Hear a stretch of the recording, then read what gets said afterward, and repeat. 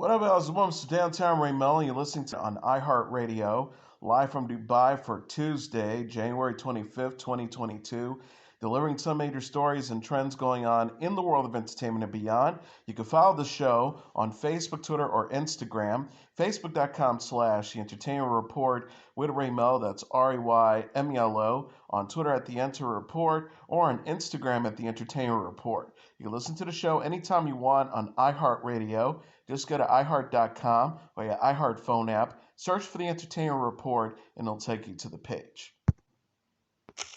Guillermo del Toro's upcoming stop-motion musical adaptation of Pinocchio is coming to Netflix in December.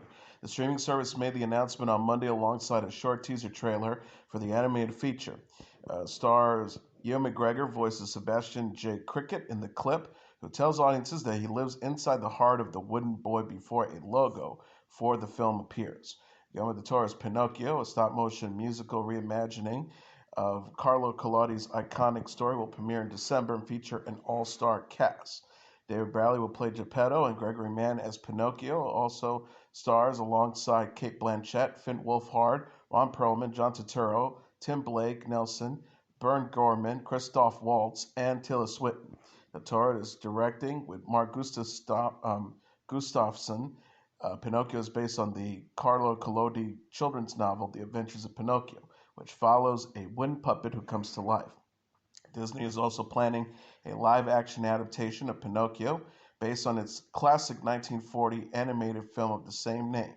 Tom Hanks, Cynthia Erivo, and Luke Evans are set to star in the 2022 film, with Benjamin Evan Answorth, Joseph Gordon-Levitt, Keegan-Michael Key, and Lorraine Bracco providing voices.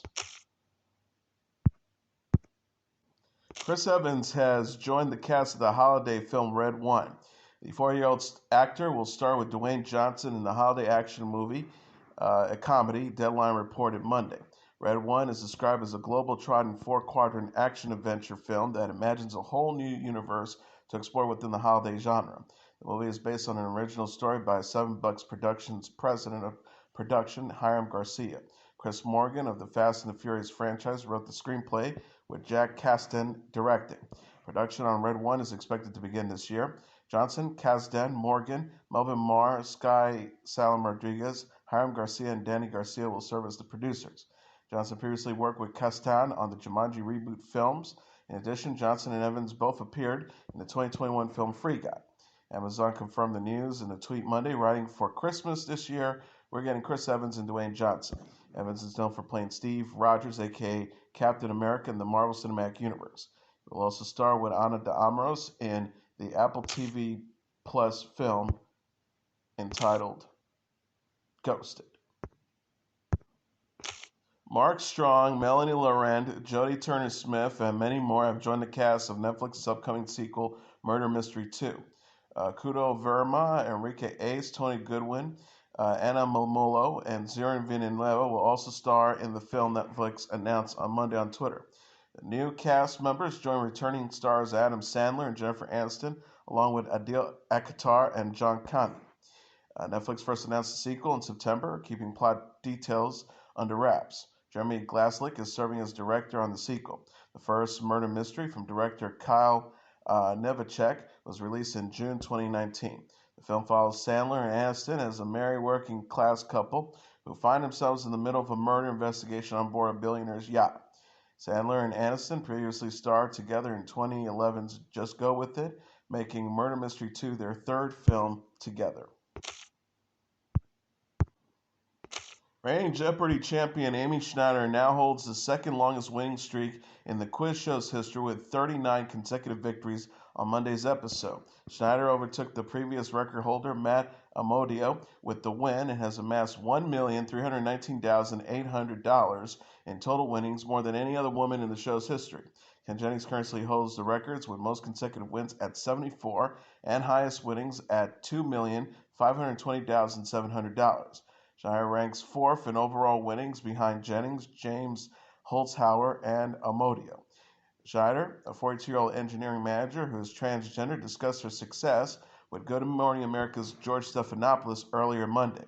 She said, "I never expected to do this well, but I think the main secret is just being curious and spending my life learning a lot of stuff."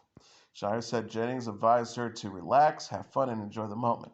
She also discussed the best part of her experience on Jeopardy. She says, I think that the best part for me has been being on TV, as my true self, expressing myself and representing the entire community of trans people. Throughout her run, she has answered 95% of her questions correctly and has buzzed in first 73% of the time, according to stats tracked by Jeopardy. Shire's winning streak has resulted in high ratings, television ratings for Jeopardy as the game show was the highest rated non-sports program across broadcast and cable television for the week of December 27th to the 2nd of January. Entertainment Weekly reported each episode averaged 9.7 million viewers. And just like that, stars Nicole Ari Parker, Karen Pittman, and Sarita Chaudhary discuss how the Sex and the City sequel series introduced new characters of color while appearing on the Drew Barrymore show. Parker portrays Lisa Todd Wexley on the show, while Pittman plays Dr. Nia Wallace and Chaudhary as Seema Patel. They joined Sex and the City regulars Sarah Jessica Parker, Cynthia Nixon, and Kristen Davis. Parker said on Monday, I think that it's been a big deal for them to add 4 characters of color, all different, and really try their best to tell those stories as well. She continued to join this iconic piece of television, and then to wear these fabulous clothes, and then to be a big part of a big change, I think has been really great. Pittman mentioned how thoughtful the writers and producers of And Just Like That has been with the show.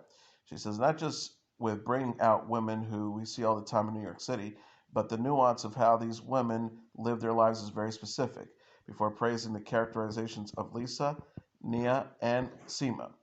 Pittman went to explain that she has a real connection to Nia's arc on the series. She says, I have 2 children, but there are some days where I think to myself, man, this is hard. Harder than I thought it was going to be. We put motherhood on a pedestal, and I think they oversold that. They overpromise on the motherhood thing some days. So I think to myself, this is a great opportunity to talk about what that looks like. Sex and the City ran for 6 seasons on HBO from 1998 to 2004. And just like that, started in December with new episodes coming to HBO Max every Thursday. Disney Plus is shining a spotlight on the Book of Boba Fett guest star Thundercat. The streaming service shared a new poster for the Star Wars series Monday featuring singer and musician Stephen Thundercat Bruner. Thundercat made his acting debut with a cameo in Wednesday's episode of the Book of Boba Fett. The musician plays an unnamed body modification artist with a robotic arm. The poster shows Thundercat's character showing off his mode while standing in the deserts of Tatooine. Thundercat celebrated his appearance on the show in an Instagram post Sunday. He captioned the post, in a galaxy far, far away, I'm still weird. Disney Plus previously shared posters featuring Carrie Jones as Black Chrysanthemum and the twins, Jabba the Hutt's cousins. The Book of Boba Fett follows the titular Boba Fett, played by Temuera Morrison, as he takes over Jabba the Hutt's criminal empire of Tatooine. Fett is aided by mercenary Fenrir Shad, played by Ming-Na Wen. Morrison and Wen said in an interview last week that their characters make a good team. Morrison told Wen, you're the brains, I'm the brawn. She's got to speak for me because I'm the silent, quiet kind. So Ming-Na's there to do all my talking and be diplomatic. The Book of Boba Fett is in its first season on Disney Plus. The series is executive produced by Dave Filoni, Jon Favreau, and Robert Rodriguez. Dylan Dreyer has returned to Today in the wake of her son Russell's birthday. The Today meteorologist gave an update on her family Monday during her first day back from maternity leave. Dreyer welcomed son Russell James, a.k.a. Rusty, with her husband Brian H.E.R. in September. The couple also have 2 other sons, Calvin Brody 5 and Oliver George 2. On Today, Dreyer said it was weird but great to be a family of 5. She added, however, that she and H.E.R. won't be having any more children. Dreyer says, after I had Ollie, I was kind of like, you know what?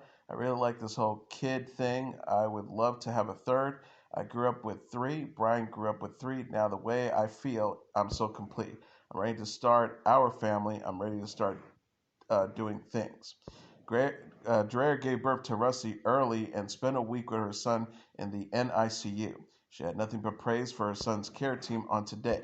She said the NICU stayed for Rusty. The nurses are absolutely incredible. The NICU nurses were so sweet. They were tears flowing when we left because even though he was only there for a week, you get so attached. They're the same people you see every day. Dreyer released her first children's book, Misty the Cloud, is a very stormy day in October following Rusty's birth. She said at the time of Today that her son Calvin was a valuable co-editor on the project. Dreyer says he helped me write the whole thing. Anything he didn't understand, we changed it. Anything he thought was funny, we kept it in the book. He was kind of like my co-editor on this whole thing. Netflix is giving a glimpse of the new series Love is Blind Japan. The streaming service shared a trailer for the new dating reality series Monday. Takashi Fuji and Yuka Ataya will host the show. Love is Blind Japan is a Japanese spin-off of the U.S. series Love is Blind. The series features singles who date while sequestered in pods where they can talk to but not see each other. The couples meet face to face for the first time after they decide whether or not to get engaged. The official description reads, with no distractions from the outside world, the singles talk of a stream of potential love interests, and when back in the real world, as the couples plan towards their wedding date, they will quickly discover whether they can turn their emotional connections into a true love before the last approaching ceremony. The preview shows the contestants form connections and find love ahead of their big decision. One person says, in 10 or 20 years, I hope she can still smile like she does now. Another contestant says, I can be happy. I want to believe it. Love is Blind Japan will premiere February 8th on Netflix with new episodes to be released weekly. Hamilton icon Daveed Diggs says season 3 of his post-apocalyptic drama Snowpiercer will show his leader character Leighton attempting to bring warring factions among train passengers back together. He said in a UPI interview through Zoom, Leighton wants to unify the train, I think, for reasons that are different than before. He is learning to be a little more selfish by virtue of the fact that he is going to be a father and trying to figure out how there is any sort of world for his kid to involve unifying the train. He wants to keep his people around him who he loves and who are close to him. But both of those things are really challenging in season 3. Inspired by 1982's graphic novel and the 2013 film the same name, the series is about a survival of catastrophic weather events who become the class-divided passengers of a perpetually moving 1,000-car train that has been navigating a frozen Earth for nearly a decade. A new museum exhibit centering around lay rapper Tupac Shakur has opened at the Canvas at LA Live in Los Angeles. The exhibit titled Tupac Shakur, Wake Me When I'm Free explores the life and legacy of the music icon using technology, contemporary art, and personal items that belong to Shakur. Fans will be able to learn the greater meaning behind his activism, lyrics, and poetry while going through a timeline of the storied career. Shakur's notebook writings are also on display along with archival footage. The experience was created in collaboration with the Shakur estate. Aaron Sachs, the producer of Wake Me When I'm Free, recently said on CBS Los Angeles, you can expect the perfect mixture of technology, emotion, amazing pieces of his life, reinterpretations of his art by new contemporary artists, just a real beautiful space explaining who this man was and what he means to the world today. Shakur died at the age of 25 on September 13, 1996, after being shot during a drive-by shooting in Las Vegas. The rapper and actor was part of the Rock and Roll Hall of Fame class of 2017. iHeartRadio has announced a lineup for its second annual iHeartRadio Living Black event. The company said in its press release Monday that Lizzo, Big Sean, H.E.R, Ari Lennox, Moneybagg Yo, and other artists will perform during a live stream concert in February. The stream will take place February 23rd at 8 p.m. Eastern Standard Time on TikTok and also broadcast on iHeartRadio's hip-hop and radio and R&B stations and the iHeartRadio app. J. Cole, John Legend, Alicia Keys, Swati, Nas, and other stars will also make appearances. iHeartRadio Living Black spotlights the power of black culture, past, present, and future through Black History Month in February. The show will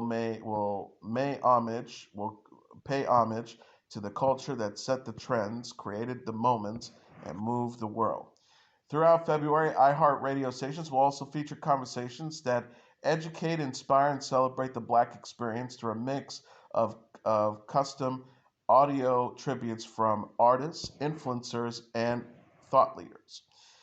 The iHeartMedia president of hip hop and R&B programming, Doc Winter, says, "We're thrilled to honor again Black History Month and Black culture through ongoing and informative discussions about race and some very special performances during this year's iHeartRadio Living Black. We can't think of a better way to spotlight our community than partnering with these incredible artists and trailblazers, as together we celebrate the impact that Black lives have on American culture with the month-long celebration that will culminate with a special event across iHeartRadio's stations nationwide and on TikTok." Bad Bunny announced on Monday it will take place across the U.S. and Latin America. Bad Bunny's World's Hottest Tour will begin August 5th at Camping World Stadium in Orlando before it wraps up on December 9th at Estadio Azteca in Mexico City, Mexico. Tickets go on sale for the general public on Friday, starting at noon local time. Bad Bunny will be joined by DJ and producer Alicio and Diplo as special guests on that tour. Bad Bunny is currently on his El Último Tour del Mundo tour that will wrap up on April 3rd at the FTX Arena in Miami. Bad Bunny last released El Último Tour del Mundo in November 2020. Bad Bunny was named Spotify's most streaming artist of 2021 in December. Cyndi Lauper is celebrating her first music video to pass 1 billion views on YouTube. The 68-year-old singer confirmed Monday that her video for the song Girls Just Want to Have Fun reached the milestone over the weekend. She said, "Huge news, my Girls Just Want to Have Fun joined the YouTube billion-dollar view club over the weekend." Girls Just Want to Have Fun was written and first performed by Robert Hazard, while Lauper's version appeared on her 1983 album She's So Unusual. Lauper released her music video for the song in October 2009. Lauper said in a statement, "A lot of people don't realize, but Girls is really a political song. When I got my feminist hands on it, I knew I wanted to make it into an anthem for all women. Sonically, I wanted the song to sound uplifting and joyful." She added, "When it came to making the video, it was really important for me to make sure we include women from every walks of life. I wanted every little girl watching the video to have a joyful experience of seeing herself on that screen. I wanted us to be a community." Lauper released her 11th studio album, Detour, in May of 2016. Music legend Bob Dylan is going on tour in 2022. The 80-year-old singer and musician said Monday that he will launch his Rough and Rowdy Ways tour in March. The U.S. portion of the tour kicks off March 3rd in Phoenix, Arizona, come to a close April 14th in Oklahoma City, Oklahoma. According to the announcement, Dylan plans to keep touring through 2024. Tickets go on sale on Friday. Dylan released his 39th studio album, Rough and Rowdy Ways, in June 2020. The album features the singles Murder Most Foul, I Contain Multitudes, and False Prophet. And that is your entertainment report for Tuesday, January 25th, 2022. I'm your host, Mr. Downtown Melo. I'll be back tomorrow to deliver some major stories and trends going on in the world of entertainment and beyond. You can follow the show on Facebook, Twitter, or Instagram. Facebook.com/The Entertainment Report with Ray Melo, that's RAYMELO. On Twitter at The Enter Report, or on Instagram at The Entertainment Report. You can listen to this episode or any previous episodes of The Entertainment Report anytime you want on iHeartRadio. Just go to iHeart.com or your iHeart phone app, search for The Entertainment Report, and it'll take you to the page. Good night, and God bless you all.